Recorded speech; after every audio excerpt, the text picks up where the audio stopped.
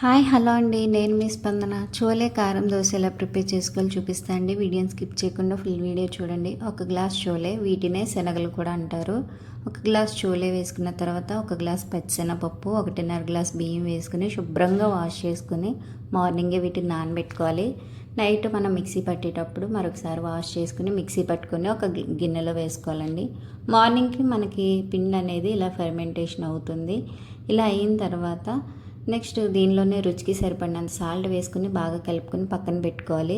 దీనిలోకి ఇప్పుడు కారం చేసుకుందామండి. ఒక 10 ఎండుమిర్చి, చిన్న టమాటా వేసుకుని హాట్ వాటర్ అందులోనే వేసుకుని ఒక 5 మినిట్స్ నానబెట్టుకోవాలి.